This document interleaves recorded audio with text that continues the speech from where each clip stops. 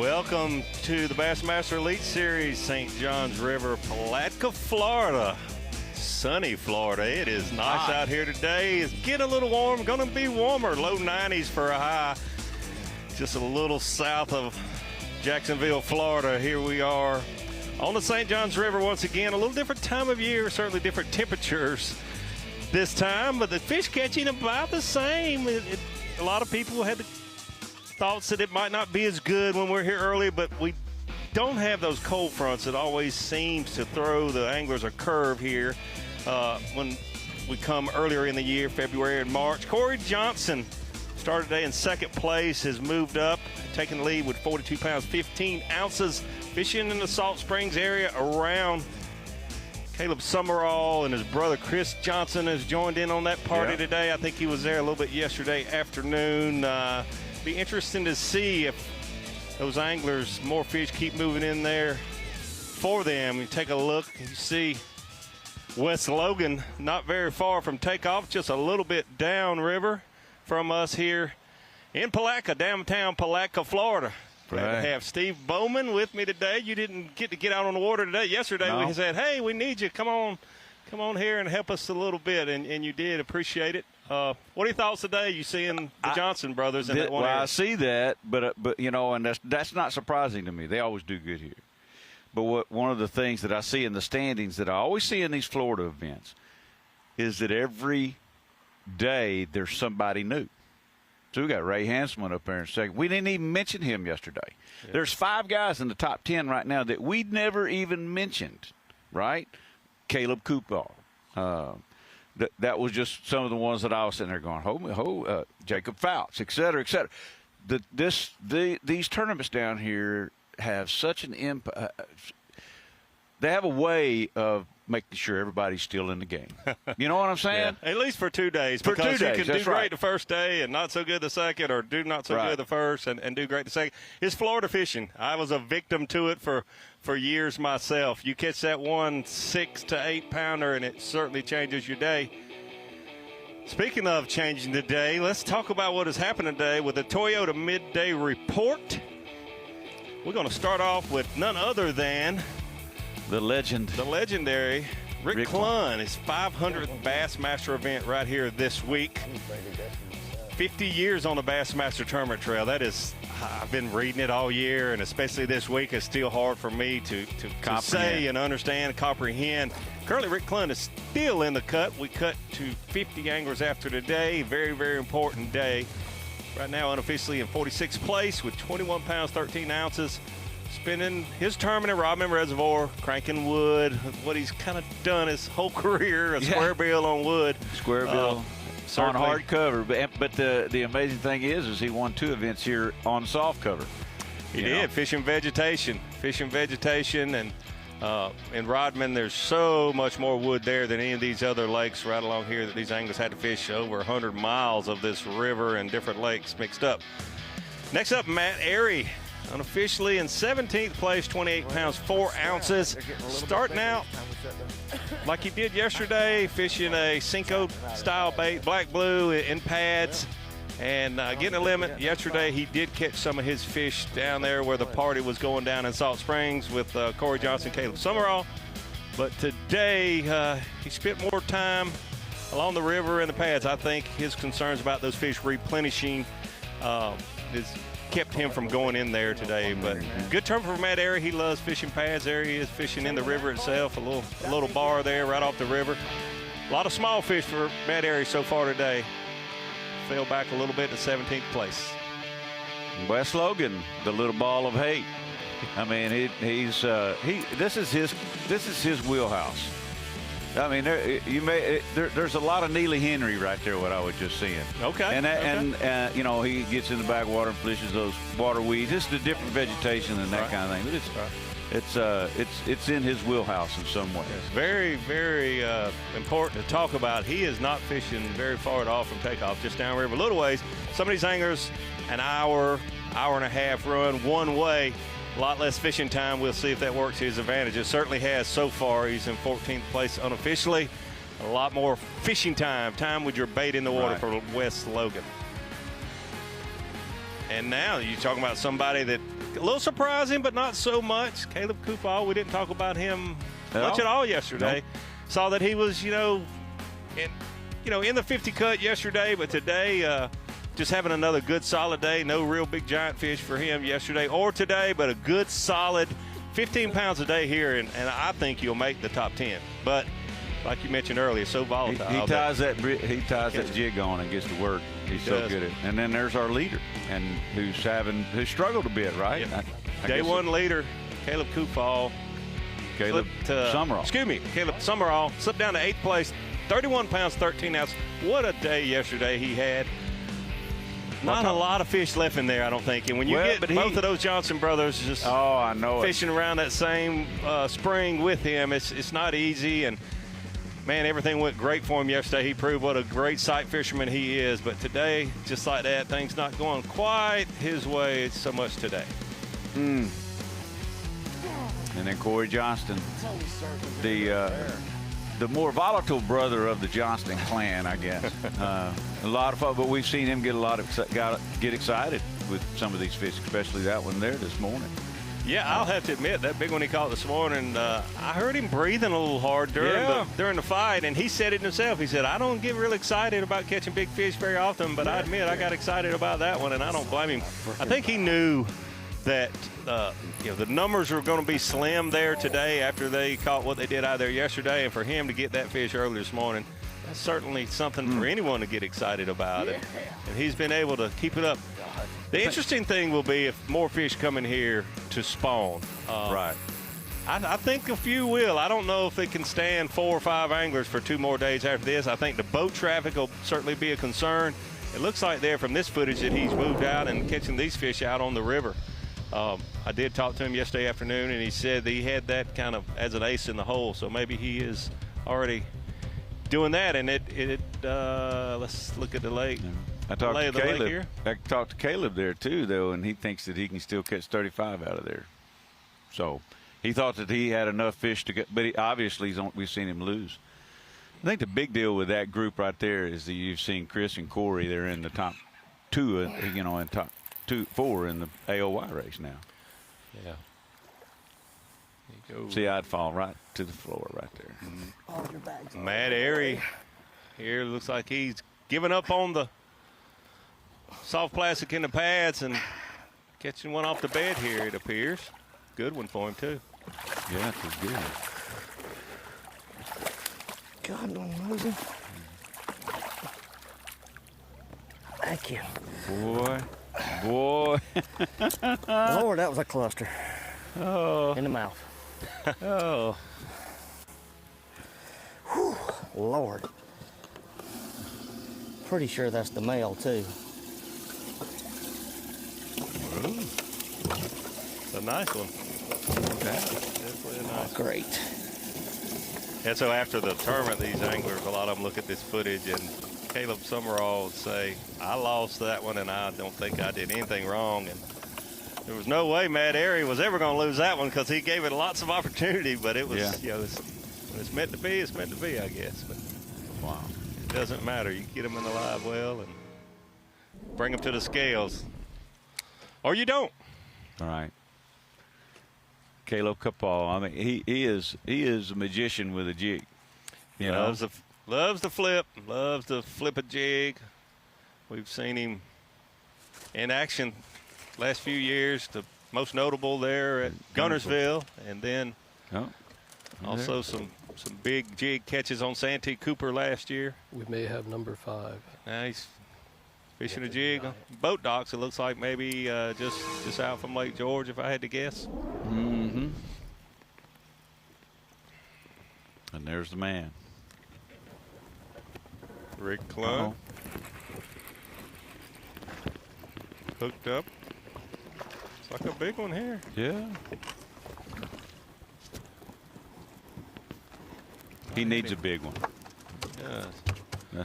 That's not a big one, but that's help. I think maybe it had him wrapped up in some wood there for a second. Solid fish, though. Certainly will help him and secure that. I think everybody on the planet wants to see him make the cut and be able to fish again tomorrow here in Palatka. Even the guy that will finish 51st because of it, Well, he might be the only one that doesn't necessarily Yeah. want to see. So, you know, we mentioned some of those names, and we talked about him a lot yesterday, but John Cox, he's in the top 10 now. Yeah. You know, and we kind of expected that, right? We did. He's another unique individual. Speaking of unique individuals like Rick Clunn, John Cox is another one of those guys that's making the indelible mark on the sport. Yeah, John elected to spend about a little over an hour yesterday morning on a real big one, and it didn't work out for him. You don't always get to hear those stories, but I promise you, for every story you have of a Caleb Summerall catching 28 pounds, you got stories of people like John Cox's experience yesterday, spending hours and not catching those fish. How to call that, baby?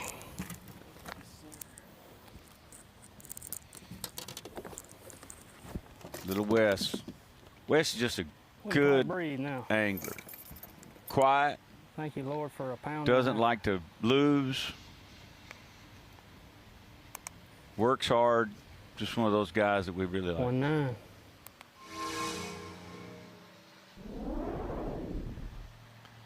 Only heard a few other anglers saying they were using a swim jig in those pads all day long, like Wes is. Okay. So Corey was on these beds earlier. Now, some of those are tilapia beds. Davey, I want you to walk us through everything that you're seeing right there. Are those all bass beds? They can be. Well, they can be, but the ones that are very defined, round, deep dishes, those were originally tilapia beds, but those beds will be used by different fish, different times. Okay. So the bed that Chris Johnson is throwing to right now is the exact bed that Corey spent about an hour on this fish on this bed. Now, I have no idea what. Boy, he made a long cast there. I don't know where that was going. But the bed that, let's say, from the bow of his boat at 11 o'clock is the one that Corey spent an hour on. I don't know if Chris just made a longer cast out to one of those beds you see there at about, look like 60, 70 feet at 1 o'clock from his boat. It's the direction he just made a cast. But that bed that is now, he's turned the boat a little bit, that is directly in front of his boat, Corey spent an hour on that fish. But yeah, the ones that look just like, I mean, it looks like they landed on a moon. Moon craters, Yeah. perfectly round, deep dishes. Those are originally tilapia beds, but a good spawning area, different species and also different waves of fish will move up and use those same areas. I mean, if you got a foundation there, why build a whole new house right beside it? Go ahead and just use that foundation. We're looking at 3 competitors there. I'm wondering who the other 2 are. One of them may be Corey. So, yeah, it's hard to see. I think that maybe that top one looks like, just looking at maybe the jersey, that's either Corey on top there or Matt Airy, because he has a black jersey also. Okay. Yeah. Well, one of the things that you're sitting there, what I'm seeing right there, and this is being right here in Florida, is we wouldn't have been able to do that 20 years ago without power poles. Upsetting me. Yes, you could, but you'd be all the different ways. Anchors you or just have push to poles. anchor and pushing stuff in the deal. The power poles really have, and Raptors, and really made a difference, haven't they? In my boat barn, I bet you I have a dozen mushroom anchors from Walmart. That I'd go to an event thinking, I'm not going to need those. Fish aren't going to be spawning. And then I'd end up sight fishing, so I'd have to go to Walmart and buy 2 mushroom anchors and some that little tiny air rope. crawl. You know how You the could little run a tiny heck one, of a trot line. and he's sucking the freaking pinchers off of it. I didn't know that was possible. I didn't stick him long.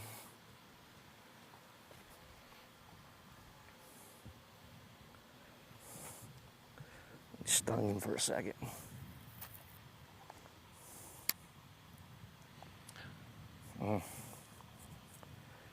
If 3 boats fishing that close to one another is not what you want if you're one of those 3 boats. No. But I'm surprised there's not 10 boats, or there wasn't 10 boats there yesterday. Right. Clearest water you could ever ask for. Good conditions. Probably there were a lot of folks that thought there would be 10 boats there, and that's why they chose not to go there. Well, Done that also. I spend a lot of time managing private reservoirs, and sometimes we build spawning grounds. And we build these spawning grounds in small places, small pieces, and then we have to separate them. Because typically a northern, these Floridas may be different. A northern will not tolerate another fish that close, as some of those are. But that thing there looks like an octopus just walked across there and sucked up all the bottom pieces of Well, keep in mind, originally a lot of these were tilapias, and they will spawn almost like bluegill, just one beside the other. One beside the, yeah. When you spawn once a month during your lifetime, right, you have to get along with other spawners. Yeah, I guess so. You do it a lot. And the same, I'm assuming bluegill are there as well. Yep. Water temperature stays 72 degrees in the spring most year round. So that's why you can come here in January and catch spawning bass there. And you can also do it all the way up until May. And it's kind of amazing that they're still doing it. And good, and good at it. You would think that these things would, that the local pressure, I guess, what I'm thinking, would be so brutal. I got to throw this in there. Right where we are looking is where I spent half of my honeymoon when me and Natalie got married. We went to Bass World Lodge on the St. Johns River, right there just a tad north of Lake George, and we got married in January. Salt Springs is where I caught a 7-pounder the day after I got married. Sitting on about 8 pounds. I was actually going to bring that up 2-pounder yesterday and forgot to. 4 little ones in there. I got a 3-something and 4 little ones. So just trying to cull up every ounce I can for now and then go from there. If I can get this buck real quick, I think it's about a 2-pounder, get him out, get him in the box. I just lost him a minute ago for a split second. I didn't sting him long.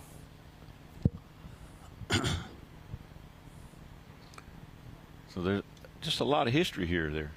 Yeah, that's just one little. If I can get him in the box, we're going to slide around in here, happened there a long milling time around, ago. look for another big one. Another 3-4 pounder. 1 6-7 pounder changes the whole day. So.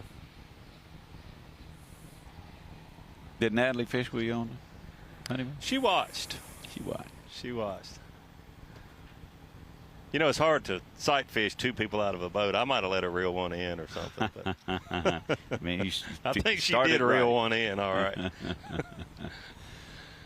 a long time ago. It just kind of shows you how long these bass have been spawning right there, from January through May, or definitely into May. I was curious. I asked Scroggins this. If some of those fish were resident or if he felt like all of them migrated in there from the lake. And he said he felt like they all migrate in there from the lake. From spawn. January through May. Just keep coming. Gotcha. Yep, just keep coming at different times of the year. Well, my question to you, and you talked to a lot of these guys, as I did too. I knew that day one that there would be some spawning activity. I didn't think that it would play as strongly as it did. But how many days of this spawning activity, the strength of that, will that last through this event? It just depends on how much these guys actually look for it and did it in practice. That's not the only place. I bet you that's not the only place that there are fish spawning right now. It's certainly appears to be the best. I did talk to Chris, Corey, and Caleb yesterday afternoon in length, and they seem to really focus their attention right there. So maybe they've got some other places they're going to go to when they feel like this is, fished out. I think Corey is extremely happy with what he has done there today because they knew it would be slim pickings with Matt Airy, Corey, Chris Johnson, and Caleb all in there around this one spring. Yeah, there's just so much protein in every acre. Especially, even though those fish migrate in there from the lake, and there are spawners in there, they're not going to have the waves this late in the season that you would have in February and March.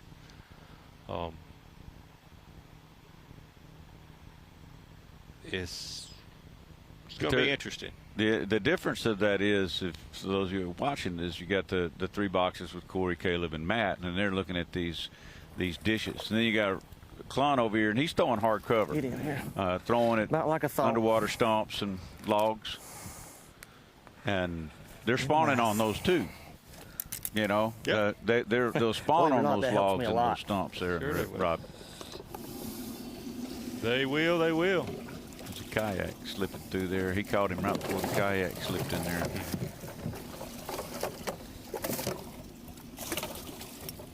I got to get under you, It'll sorry. be interesting to see. Get into my balance. Mentioned that kayak right now. Tomorrow being Saturday, a beautiful 90-degree Saturday. Yeah. There'll be a lot of local activity from one end of this river to the other, including there in Salt Springs. Be interesting to see how all that unfolds.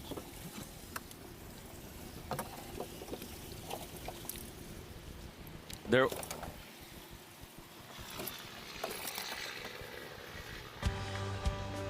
That activity could be all kinds of stuff, but Yeah. it sounds like we're winding down. We're going to take us a break. Yeah. And yesterday in Rodman, there was a lot of local anglers in there, a lot more than I expected to see. Fishing or just I think watching? they were fishing. They were there when we got there.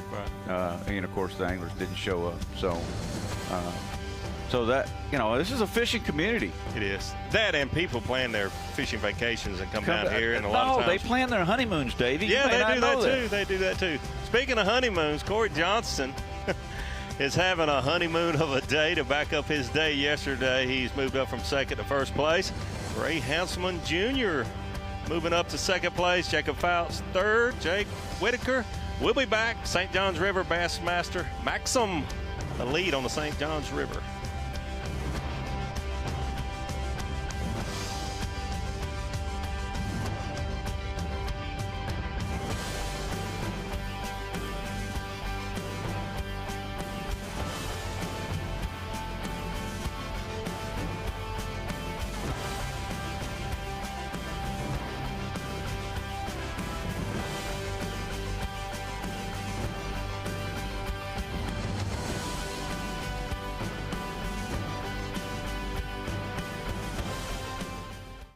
Discover the Dakota Lithium DL Plus 135 amp-hour battery. With dual-purpose 135 amp-hour deep cycle capacity and an